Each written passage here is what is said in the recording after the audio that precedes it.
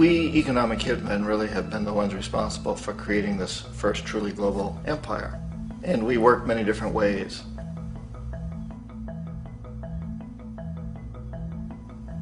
But perhaps the most common is that we will identify a country that has resources our corporations covet, like oil, and then arrange a huge loan to that country from the World Bank or one of its sister organizations. But the money never actually goes to the country. Instead, it goes to our big corporations to build infrastructure projects in that country, power plants, industrial parks, ports, things that benefit a few rich people in that country, in addition to our corporations, but really don't help the majority of the people at all. However, those people, the whole country is left holding a huge debt. It's such a big debt they can't repay it, and that's part of the plan, that they can't repay it. And so at some point, we economic hitmen go back to them and say, listen, you owe us a lot of money, can't pay your debt, so sell your oil real cheap to our oil companies. Allow us to build a military base in your country, or send troops in support of ours to someplace in the world like Iraq, or vote with us on the next UN vote. To have their electric utility company privatized and their water and sewage system privatized and sold to U.S. corporations or other multinational corporations. So there was that whole mushrooming thing, and it's so typical of the way the IMF and the World Bank work, that you put a country in debt, it's such a big debt it can't pay it, and then you offer to refinance that debt and pay even more interest. And you demand this quid pro quo, which you call a conditionality or good governance, which means basically that they've got to sell off their resources, including many of their social services, their utility companies, their school systems sometimes, their penal systems, their insurance systems, to foreign corporations. So it's a double, triple, quadruple whammy.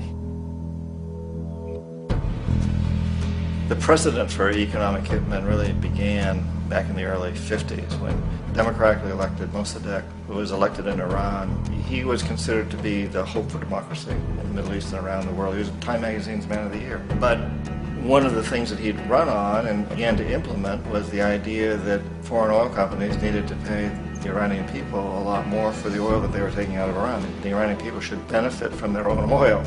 Strange policy. We didn't like that, of course. But we were afraid to do what we normally were doing, which was to send in the military. Instead, we sent in one CIA agent, Kermit Roosevelt, Teddy Roosevelt's relative. And Kermit went in with a few $1 million and was very, very effective and efficient. And in a short amount of time, he managed to get Mossadegh overthrown and brought in the Shah of Iran to replace him, who always was favorable to oil. And it was extremely effective. Bombs overflow Tehran. Army officers shout that Mossadegh has surrendered and his regime as virtual dictator of Iran is ended. Pictures of the Shah are paraded through the streets as sentiment reverses. The Shah is welcomed home. So back here in the United States, in Washington, people looked around and said, wow, that was easy and cheap. So this established a whole new way of manipulating countries, of creating empire. The only problem with Roosevelt was that he was a card-carrying CIA agent, and had he been caught, the ramifications could have been pretty serious. So very quickly at that point, the decision was made to use private consultants to channel the money through the World Bank or the IMF or one of the other such agencies, to bring in people like me who worked for private companies, so that if we got caught, there would be no governmental ramifications.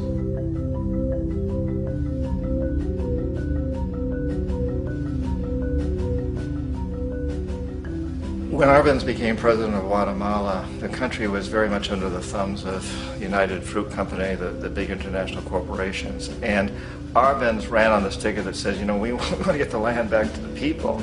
And once he took power, he was implementing policies that would do exactly that, give land rights back to the people. United Fruit didn't like that very much. And so they hired a public relations firm, launched a huge campaign in the United States to convince the United States people, the citizens of the United States, and the press of the United States, and the Congress of the United States, that Arbenz was a Soviet puppet, and that if we allowed him to stay in power, the Soviets would have a foothold in this hemisphere. And that at that point in time was a huge fear on everybody's mind, the Red Terror, the Communist Terror. And so, to make a long story short, Out of this public relations campaign came a commitment on the part of the CIA and the military to take this man out. And in fact, we did. We sent in planes, we sent in soldiers, we sent in jackals, we sent everything in to take him out, and did take him out. And as soon as he was removed from office, the new guy that took over after him basically reinstated everything to the big international corporations, including United Fruit.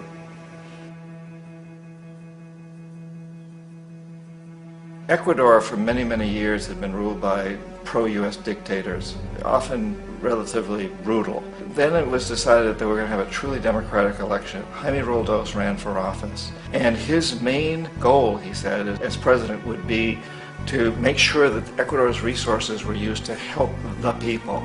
And he won, overwhelming, by more votes than anybody had ever won anything in Ecuador. And he began to implement these policies to make sure that the profits from oil went to help the people. Well, we didn't like that in the United States.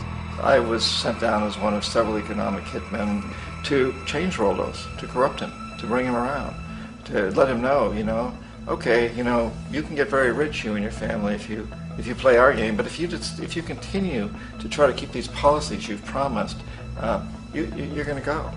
He wouldn't listen. He was assassinated. As soon as the plane crashed, the whole area was cordoned off.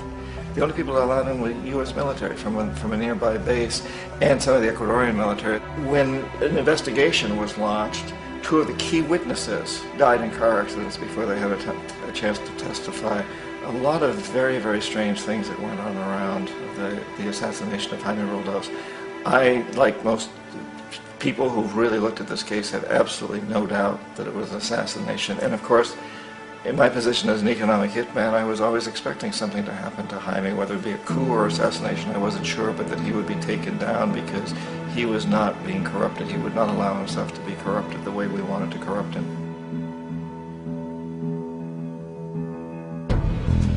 Omar Torrijos, president of Panama, was, one of my favorite people. I really, really liked him. He was very charismatic. He was a guy who really wanted to help his country.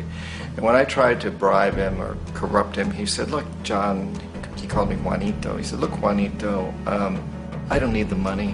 What I really need is for my country to be treated fairly. I need for the United States to repay the debts that you owe my people for all the destruction you've done here. I need to be in a position where I can help other Latin American countries win their independence and be free of this terrible presence from the north that you people are exploiting us so badly. I need to have the Panama Canal back in the hands of the Panamanian people. That's what I want. And so, leave me alone. Don't try to bribe me. It was 1981, and in May, Jaime Roldos was assassinated. And Omar was very aware of this. Torrijos got his family together and he said, I'm probably next, but it's okay because I've done what I came here to do. I've renegotiated the canal. The canal will now be in our hands. He just finished negotiating the treaty with Jimmy Carter. In June of that same year, just a couple of months later, he also went down in an airplane crash, which there's no question was executed by CIA-sponsored jackals. Tremendous amount of evidence that one of Torrijos' security guards handed him at the last moment as he was getting on the plane a tape recorder, a small tape recorder that contained a bomb.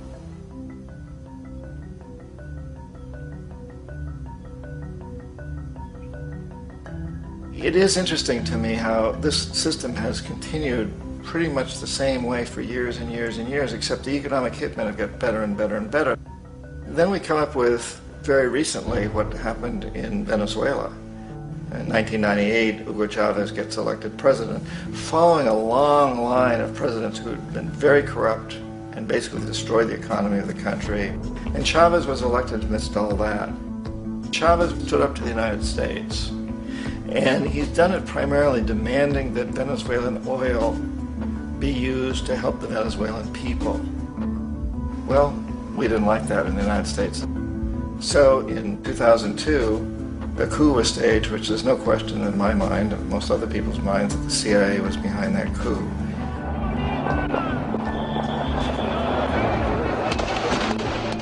The way that that coup was fomented was very reflective of what Kermit Roosevelt had done in Iran, of paying people to go out into the streets, to riot, to protest, to say this Chavez is very unpopular.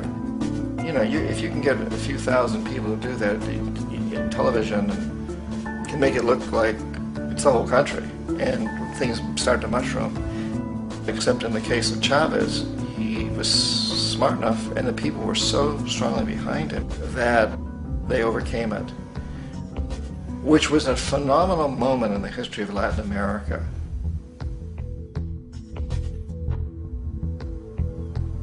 Iraq actually is a perfect example of the way the whole system works. So we economic hitmen are the first line of defense. We go in and we try to corrupt governments and get them to accept these huge loans, which we then use as leverage to basically own them. If we fail, as I failed in Panama with Omar Torrijos and in Ecuador with Jaime Roldos, men who refused to be corrupted, then the second line of defense is we send in the jackals. And the jackals either overthrow governments or they assassinate. And once that happens and a new government comes in, and boy, it's going to toe the line because the new president knows what will happen if he doesn't.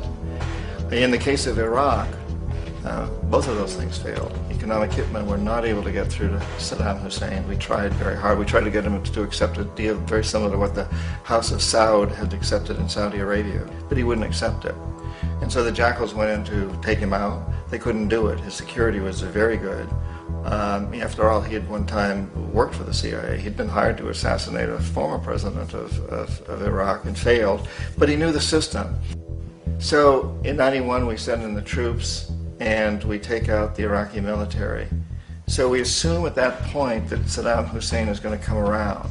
We could have taken him out, of course, at that time, but we didn't want to. He's the kind of strong man we like. He controls his people. We thought he could control the Kurds and keep the Iranians in their border and keep pumping oil for us. And that once we took out his military, now he's going to come around. So the economic hitmen go back in the 90s without success. If they'd had success, he'd still be running the country. We'd be selling him all the fighter jets he wants and everything else he wants. But they couldn't. They didn't have success. The jackals couldn't take him out again. So we sent the military in once again, and this time we did the complete job and took him out, and in the process created for ourselves some very, very lucrative construction deals. We had to reconstruct a country that we'd essentially destroyed, which is a pretty good deal if you own construction companies, big ones. So, you know, Iraq shows the three stages. The economic hitmen failed there, the jackals failed there, and as a final measure, the military goes in. And in that way, we've really created an empire, but we've done it very, very subtly. It's clandestine. All the empires of the past were built on the military, and everybody knew they were building them. So the British knew they were building them, the French, the Germans, the Romans, the Greeks. And they were proud of it, and they always had some excuse like spreading civilization, spreading some religion, something like that. But they knew they were doing it. We don't. The majority of the people in the United States have no idea that we're living off the benefits of a clandestine empire, that today there's more slavery in the world than ever before. And then you have to ask yourself, well, if it's an empire, then who's the emperor? Obviously, our presidents of the United States are not emperors. An emperor is someone who's not elected, doesn't serve a limited term, and doesn't report to anyone, essentially. So you can't classify our presidents that way. But we do have what I consider to be the equivalent of the emperor, and it's what I call the corporatocracy. The corporatocracy is this group of individuals who run our biggest corporations, and they really act as the emperor of this empire. They control our media, either through direct ownership or advertising. They control most of our politicians because they finance their campaigns, either through their corporations or through personal contributions that come out of the corporations. They're not elected, they don't serve a limited term, they don't report to anybody. And at the very top of the corporatocracy, you really can't tell whether a person's working for a private corporation or the government because they're always moving back and forth. So, you know, you've got a guy who one moment is the president of a big construction company like Halliburton, and the next moment he's vice president of the United States, or the president who is in the oil business. And this is true whether you've got Democrats or Republicans in the office. You have to moving back and forth through the revolving door. And in a way, Our government is invisible a lot of the time, and its policies are carried out by our corporations on one level or another. And then again, the policies of the government are basically forged by the corporatocracy and then presented to the government. They become government policy. So it's an incredibly cozy relationship. This isn't a conspiracy theory type of thing. These people don't have to get together and plot to do things. They all basically work under one primary assumption, and that is that they must maximize profits regardless of the social and environmental costs.